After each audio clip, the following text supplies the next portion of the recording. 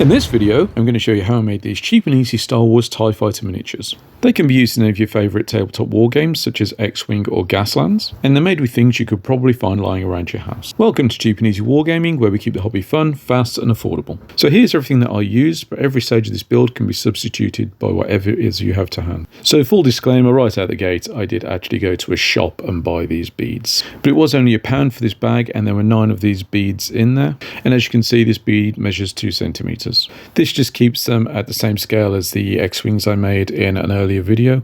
I did try to use beads that I already had at home, as they were just too small. One added bonus that I wasn't expecting was that the hole was the perfect size for the plug. So these wall plugs I did already have from a previous DIY project where my girlfriend made me put up a shelf. I did try to explain to her why that was going to be a bad idea, but she didn't listen. Needless to say, I've got lots of these left and I'm never going to use them for making shelves. If you do need to buy them, however, they are still super cheap and easy to come across. And they're also very versatile. I'll be using them in a lot of upcoming videos I've got planned. You'll need to cut them down to size. You can do this by measuring them if you wish. However, we all know that measuring is for losers. What I prefer to do is just eyeball it, which ironically is why my kids' toys keep falling off the shelf. So the plug fits so nicely into the hole that I don't actually have to glue it, but I'm going to do that anyway. Hopefully you're all paying that much attention to what I'm doing that you can't see the glue just poured straight through out of the other hole and onto my fingers. There's literally no way that I could have foreseen that was going to happen. I make these mistakes so you don't have to. For the booster at the back, I'm just going to take the lid off this old felt tip pen that doesn't work anymore, and I'm just going to cut a very thin slice. Now I want to make a template for the wings, stabilizers, wings, whatever they're called. So I'm just going to line it up on the cutting board here and kind of eyeball again. Oh, look at me measuring how big I need the wings to be. I've decided that I'm going to make it a 4x4 square, and you can see here where I've marked the corners that need to be cut out. So it's up to you whether you want to use scissors or a Stanley blade to do this. I'm going to use a Stanley blade just to show off, really, because I'm a grown-up and I can use a knife if I want to. And the beauty of making a template rather than measuring each one individually is obviously it saves a lot of time. You can mass produce them. So there's the template all done. And a pro tip to save yourself some time later on, you can also put an indent in the center of your template, and this will allow you to know where the center of the other wings are without having to measure each one individually. In my build I used foam just because it gives that extra little bit of thickness, but there is also the option of using card or corrugated cardboard if you have that. Then you can simply place a template onto whatever it is that you're using and just cut the wings straight out. Do this twice, obviously, and then you have both of your wings. Here's what I mean about finding the center of your template. Punching a hole through that allows you to find the center of all of your wings straight away, which just means you don't have to do each one individually. For the base, I'm sticking with poker chips. The weight of them adds some stability to the model.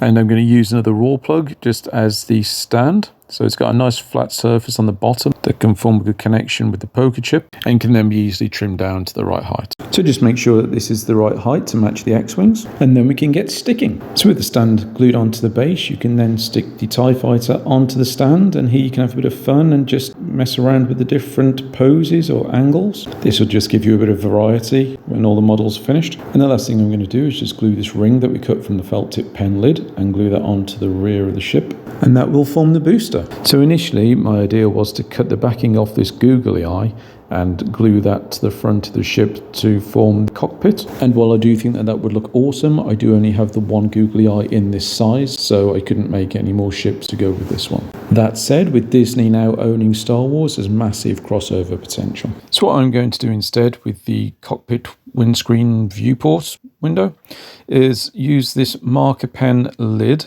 to make sure I get a nice circle, and then it's just time to start the painting. So Jodie bought me a nice new tube of white paint, which I'm just going to mix with this cheap black to get a kind of mid-range grey, and then we can start plastering that on. So luckily there's only 2 colours on this ship, grey and black, so I suppose even I can't really complain about that. And as there's nothing too fiddly, I don't have to be too careful. And as the wing things are already black, then I'm just going to try and avoid getting any paint on those, and then add the details later. I've mixed up the order here a little bit, but if you bear with me, it will all make sense. So as for the lines over the wings here, there's 2 ways of doing it. You could either do it before you stick them onto the side of the ship, which would make everything a lot easier, or you can wait till it's stuck on and then mess around with it the way I'm doing here. Also, one of the ships I did, I used a grey Sharpie Creative marker to do these details, and that was much better, much straighter, more defined lines, and also a lot quicker as well. Not forgetting, of course, once you've done that, to go around the entire edge of the wing, and then doing this front and back of all of the other wings. There's no doubt at all in my mind that if you guys try this, you'll be a lot neater and take a bit more care in doing this than I'm doing here. I'm just showing you how quickly and easily it can be done. I was filming this really early in the morning, and I didn't realize until I watched it back just how intense that sunrise actually was. So in regards to the cockpit's viewport window, in order to keep things neat and fast, I decided to use a Sharpie just to redraw that circle and colour the whole thing in.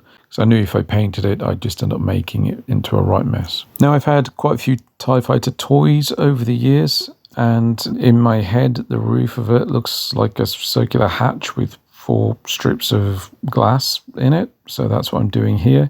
I've come to this point now and realised I probably should have just Googled that before I started drawing. For the frame around the cockpit, I've used the Sharpie Creative marker, just a light grey, again, just to follow that outline around. I'll draw a circle in the middle and then divide it into 6 sections. Again, I didn't even look at this. I don't know why it didn't cross my mind to at least just double check before I started doing it.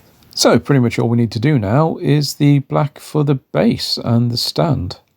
While I'm at it as well, I will just paint inside the boosters at the back. And there we have it, a completed TIE Fighter miniature ready for your game.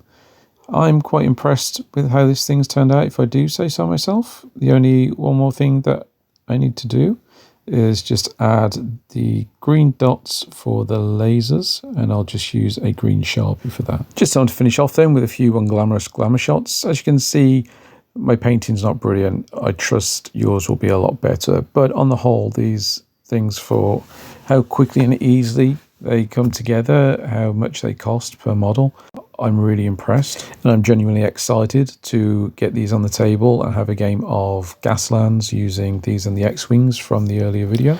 If, like me, you don't have any friends, but you do have an abundance of children, then Gaslands does have a free-to-download 1-page, it's actually 2 pages, but the writing is very big, kind of family-friendly version of Gaslands called Ready, Get, Set, Go. This does still use the basic movement templates from Gaslands, which you can download for free. They say it just removes most of the ways that players can be mean to each other. But I'm sure anybody watching this video can still find plenty of ways of upsetting their kids. After all, that's one of the perks of being a dad. I don't care what my girlfriend says. Winding kids up is fun.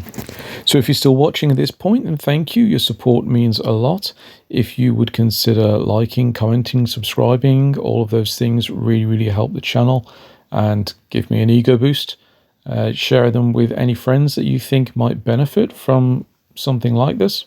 Also, if you have any suggestions for further projects, then please just drop me a message. So one more time, thank you for watching. Please do look after yourselves, and until next time, keep being cheap and easy.